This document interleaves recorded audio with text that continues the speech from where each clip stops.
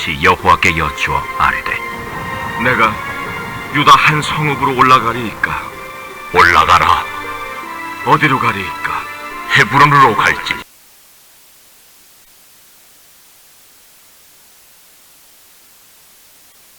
제2장.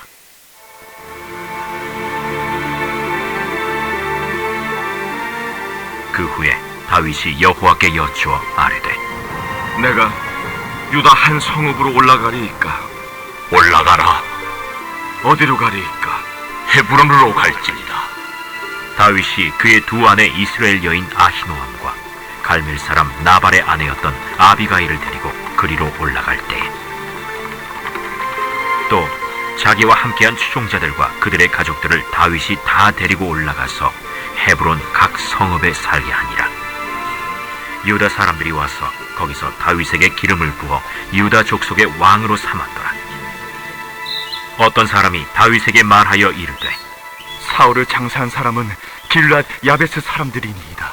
다윗이 길르앗 야베스 사람들에게 전령들을 보내 그들에게 이르되 너희가 너희 주 사울에게 이처럼 은혜를 베풀어 그를 장사하였으니 여호와께 복을 받을지어다.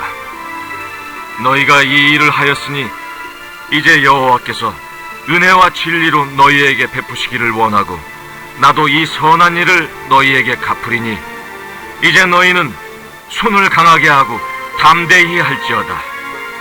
너희 주 사울이 죽었고 또 유다 족속이 내게 기름을 부어 그들의 왕으로 삼았음이니라. 사울의 군사령관 넬의 아들 아브넬이 이미 사울의 아들 이스보셋을 데리고 마하나임으로 건너가 길르앗과 아술과 이스라엘과 에브라임과 베냐민과 온 이스라엘의 왕으로 삼았더라. 사울의 아들 이스보셋이 이스라엘 왕이 될 때 나이가 40세이며 2해 동안 왕위에 있음이라. 유다 족속은 다윗을 따르니 다윗이 헤브론에서 유다 족속의 왕이 된 날수는 7년 6개월이더라.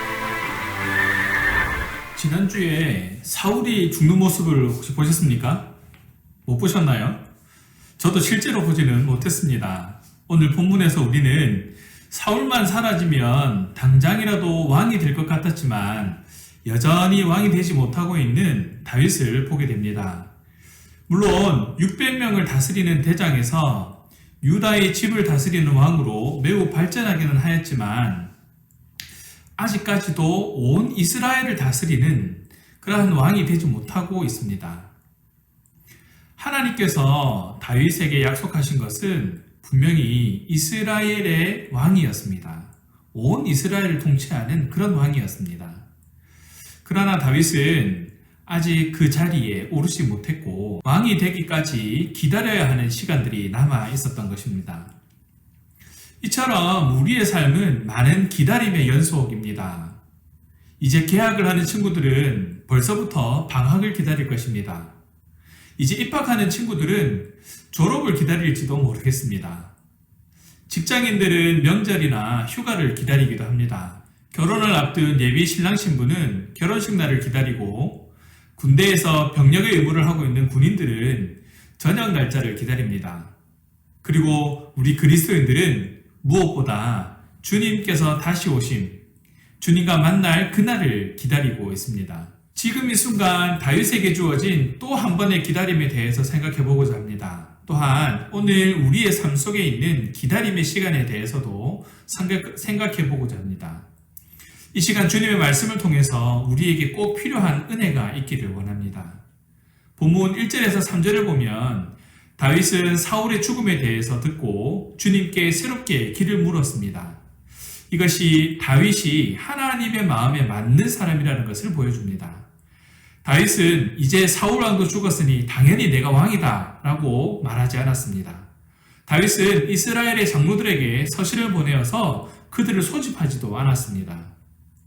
다윗은 누가 봐도 자연스럽고 당연한 행로를 선택하지 않고 오히려 무릎 꿇고 주님께 묻는 길을 선택하였습니다. 내 생각대로 옳은 길, 좋은 일을 알아서 걸어간 것이 아니라 모든 것을 철저히 주님께 묻고 응답을 받아서 순종하는 길로 가고자 했습니다. 우리도 절호의 기회가 찾아왔을 때 우리에게 당장 그것을 성급히 붙잡는 사람이 아니라 주님께 먼저 묻고 응답을 받아서 주님께 순종하는 길로 나아가는 그런 저와 여러분 되기를 간절히 바랍니다. 주님께서는 다윗에게 유다의 헤브론으로 올라가라고 말씀하셨습니다. 헤브론은 연합이라는 의미를 가진 도시입니다. 주님께서 다윗과 연합하기 위함이 아닐까 생각합니다. 다윗은 헤브론으로 감으로 주님과 연합하는 것을 선택한 것입니다. 우리도 길을 물을 때 내가 곧 길이오라고 말씀하시는 주님과 하나 되고 연합하며 그 주님을 붙드는 삶이 되기 원합니다. 비록 가드왕 아기스 아래에서 이방왕에게 신하가 되었을 때에 그런 다윗과 같은 상태였다 할지라도 오늘 다시 일어나서 헤브론으로 주님과의 연합하고 교제하는 삶이 될 수 있기를 간절히 바랍니다. 이어지는 4절에서는 다윗이 주님의 말씀에 순종하여 유다의 헤브론으로 갔을 때 유다 사람들이 다윗을 먼저 찾아오는 것을 볼 수 있습니다. 그들은 다윗에게 기름을 부었고 유다의 집을 다스릴 왕으로 삼았다라고 얘기합니다. 여기서 다윗이 특별히 한 것은 아무것도 없었습니다. 그는 다만 주님의 말씀에 순종했고 헤브론에, 즉 주님과의 연합 가운데 머물고 있었을 뿐이었습니다. 바로 그때 유다 사람들이 먼저 찾아왔고 다윗에게 기름을 부었습니다. 이처럼 우리가 주님의 인도하심을 받고자 할 때에 가장 확실한 방법은 주님과 완전한 연합 가운데 머무는 것입니다. 그리고 오직 주님의 말씀에 순종하는 것이지요. 많은 활동을 하거나 오히려 무조건 가만히 있는 것만이 방법이 아니라 주님과 연합한 가운데 오직 주님께 순종하는 것만이 길이다라는 것을 기억하시기 바랍니다. 우리는 다윗의 이런 경우를 통해서 하나님께서 사람을 부르시고 사람을 세우시는 과정에 대해서 살펴볼 수 있습니다. 다윗에게 기름을 붓고 그에게 왕이 될 것이라고 제일 처음 말한 사람은 바로 대예언자 사무엘이었습니다. 사무엘도 자기 뜻대로가 아니라 하나님의 말씀, 하나님의 뜻대로 다윗에게 기름을 부었습니다. 다시 말해서 다윗을 왕으로 세우신 분은 하나님이셨습니다. 그런데 오늘 우리는 다윗이 유다 사람들에게 또다시 기름 부음 받는 장면을 보게 됩니다.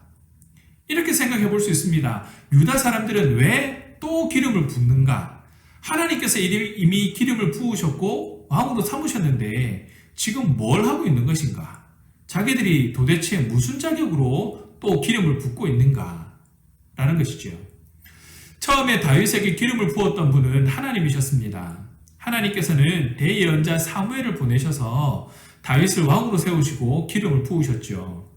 그런데 실제로 다윗이 유다 집의 왕이 된 것은 유다의 집의 사람들이 다윗에게 기름을 부은 그 이후였습니다. 사무엘하 5장 1절에서 5절에 그 내용이 잘 나와 있습니다. 다윗이 실제로 이스라엘 온 지파를 다스리는 왕이 된 것은 이스라엘의 모든 지파들의 장로들이 다윗에게 기름을 부은 이후라는 것이죠. 이것을 통해 하나님께서 사람을 부르시고 세우시고 사용하시는 원리를 발견할 수 있는데 또한 우리가 어떻게 하나님의 사람으로 쓰임받을 수 있는가에 대해서도 생각해 볼 수가 있습니다. 다윗은 총 3번에 걸쳐서 기름 부음을 받았습니다. 처음은 사무엘을 통해서 하나님께, 두 번째는 유다 지파에게, 그리고 세 번째는 이스라엘의 모든 지파, 모든 장로들에게 기름 부음을 받습니다. 하나님의 백성이 비로소 그에게 그 기름을 부었을 때에 그는 하나님의 부르심과 세우심에 따라서 온 이스라엘 앞에 설 수 있었던 것이죠. 그러나 다윗은 하나님께 분명하게 기름 부음을 받았는데도 바로 왕이 되지 않았습니다. 하나님의 대예언자 사무엘을 통하여서 부르심을 받았기 때문에 자격은 충분했습니다만 그러나 실제로 하나님께서는 그를 처음 부르시고 세우신 이후에 많은 훈련과 검증의 시간을 통과하게 하셨다는 것을 우리는 알 수 있습니다. 다윗이 받은 그 수많은 훈련과 검증은 사람들에게 잘 보이기 위한 것이 아닙니다. 우리는 갈라디아서 1장에서 말씀처럼 사람들을 기쁘게 하고 사람들에게 인정을 받기 위해서 주님을 기쁘게 하는, 주님을 섬기는 사람들이 아니다라는 것이죠. 그럼에도 불구하고 성경은 사람들 앞에서 보이는 명을 또한 강조하고 있기도 합니다. 그 이유가 뭐냐면 우리가 그리스도를 섬긴다는 말을 다른 말로 해석을 해보면 바로 사람들을 섬긴다라는 말이 되기 때문입니다. 주님을 섬긴다는 것은 형제 자매들을 섬긴다는 말이 되고 영혼들을 섬긴다는 말이고 바로 사람들을 섬긴다는 말이 된다는 것이죠. 받아들여지지 않는 내 방식대로의 섬김은 섬김이라고 할 수 없습니다. 그것은 자기 만족이지 자기 성취에 지나지 않는 것입니다. 결코 섬김이 될 수 없는 것이죠. 하나님께서는 다윗을 어떻게 세우셨습니까? 하나님의 백성이 스스로 다윗을 찾아오게 하셨고 하나님의 백성이 스스로 다윗을 인정하게 만드셨습니다. 다윗의 생애 가운데에 다윗 자신이 왕으로 기름 부음 받은 사람이라고 스스로 주장했던 적은 한 번도 없습니다. 오히려 이스라엘의 장로들이 주께서 말씀하시기를 다윗이 이스라엘 백성을 먹이며 대장이 될 것이다 라고 말씀하셨던 것, 그런 증언들을 살펴볼 수가 있는 것이죠.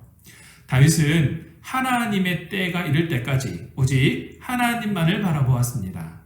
그가 육신을 따라 행할 때도 있었고 육신의 선택으로 인해 쓴 열매를 먹을 때도 있었습니다만 그는 바닥을 치는 그 순간에 다시 한번 주님을 바라보고 또 주님을 붙들면서 주님께 길을 묻고 믿음의 길을 걸어갔던 것을 볼 수 있습니다. 그리고 하나님의 때가 되었을 때에 하나님께서는 하나님의 백성들을 통하여 하나님의 사람들을 통하여 다윗을 세우셨습니다. 우리도 역시 하나님의 때를 기다리는 가운데 주님과 연합하고 주님께 순종할 수 있기를 원합니다. 이어지는 5절에서 7절 내용을 보시겠습니다. 다윗이 유다 지파의 왕이 되고 나서 공식적으로 행한 첫 번째 일은 사울 왕을 장사 지낸 야베스 길르앗 사람들을 축복하는 것이었습니다. 어찌 보면 다윗이 앞으로 온 이스라엘의 왕이 되는 데 있어서 야베스 길르앗 사람들이 가장 껄끄러울 수 있었습니다. 왜냐하면 그들은 사울 왕의 출신이 되는 베냐민 지파 사람들이었기 때문입니다. 다윗이 정말 왕이 되기를 추구하는 사람이었다면 어떻게 해서든지 그들의 잘못을 찾아내어서 싸움을 걸지 않았을까 생각해 보게 됩니다. 그러나 그는 진심으로 그들을 칭찬하고 축복합니다. 하나님의 때를 기다린 것처럼 야베스 길르앗 사람들의 마음도 얻기 위해 그는 기다렸습니다. 8절에서 9절을 보시면 이스보셋이 등장합니다. 40세가 되었을 때에 이스라엘을 다스리기 시작하였고 2년간 평화롭게 다스렸습니다. 그리고 그 이후부터 약 5년간 다윗과 분쟁을 하게 되는데 다윗은 사울 왕에게 했던 것처럼 일방적으로 도망을 다니지도 않았지만 또한 그렇다고 해서 적극적으로 싸워서 승리를 쟁취하지도 않았습니다. 이 시간은 어찌 보면 정말 다윗에게 매우 힘든 시간이었을 것입니다. 이러지도 못하고 저러지도 못하지만 시간만 보낼 수밖에 없는 그런 상황들이었을 것입니다. 갈라디아서 6장 9절에서는 잘 행하는 가운데 지치지 말지니 우리가 기진하지 아니하면 정하신 때에 거두리라고 말씀하고 계십니다. 성경은 우리가 잘 행하는 가운데 지치지 말라고 합니다. 그 이유는 우리가 하나님의 때에 거두게 될 것이기 때문입니다. 다윗은 어쩌면 사울 왕이 죽은 이후에도 여러 가지 문제가 끊이지 않았던 것을 보고 낙심했을 수도 모릅니다. 이스보셋과 함께 다투는 그 과정 가운데서도 낙심되었을지도 모릅니다. 사울 왕만 죽으면 다 끝날 줄 알았는데 아직도 갈 길이 멀어 보였을 것입니다. 그럼에도 불구하고 다윗은 낙심하지 않았고 지치지 않았고 주님을 계속해서 바라보았습니다. 그리고 결국 하나님의 때가 되었을 때에 그는 거둘 수 있었습니다. 우리들의 삶 속에는 오랫동안 해결되지 않는 어려움들이 있습니다. 오랫동안 이루어지지 않은 그런 일들도 있습니다. 그럴 때 우리에게 중요한 것은 바로 우리가 잘 행하는 가운데 지치지 않는 것입니다. 주님과 연합하는 것을 멈추지 않고 늘 주님과 동행하는 가운데에 믿음의 길을 포기하지 않는 것, 그리고 믿음의 길에서 물러서지 않는 것입니다. 우리가 지치지 않으면 반드시 하나님의 때에 거두게 될 것입니다. 말씀을 정리합니다. 다윗은 지금까지 어렵고 험난한 길을 달려왔습니다. 죽음과 한 걸음밖에 떨어져 있지 않는 그런 위험한 길들, 바닥까지 낮아진 그런 비참한 길들, 자신의 가족들을 다 잃고 자신을 따르던 사람들에게 돌을 맞을 뻔한 그런 위기의 순간들도 다 달려왔습니다. 그럼에도 불구하고 다윗에게는 아직도 갈 길이 남아 있었습니다. 그러나 다윗은 낙심하지 않았고 주저하지 않았고 하나님의 시간까지 하나님의 때를 기다리는 그런 주님을 붙드는 그런 시간들을 가지고 있었습니다. 로마서 5장 3절에서 5절은 우리에게 환난은 하나님의 때까지 기다리는 인내를 배우게 합니다 라고 말합니다. 하나님께서는 인내의 시간을 통해서 우리에게 주님과 동행하는 체험을 주기 원하고 계시다라는 것이죠. 우리가 주님을 경험하면 할수록 세상의 것들과 멀어지고 하늘의 것들, 영원한 것들을 소망하게 됩니다. 하나님께서는 우리가 이러한 믿음의 길을 걸으면서 성령님께서 우리의 마음에 넓게 부어주시는, 우리의 마음에 채워주시는 그런 하나님의 사랑을 더 누리길 원하신다는 것이죠. 주님께서 모든 것을 이루실 때까지, 하나님의 때까지 기다렸던 다윗과 같이 지치지 않고 포기하지 않고 주님의 사랑과 연합을 더 풍성히 누리는 그런 저와 여러분 되기를 주님의 이름으로 기도합니다. 기도하겠습니다. 사랑의 하나님 감사합니다. 다윗의 이야기를 통해 기다림에 대해서 다시 한번 생각하며 우리의 신앙을 점검해 봅니다.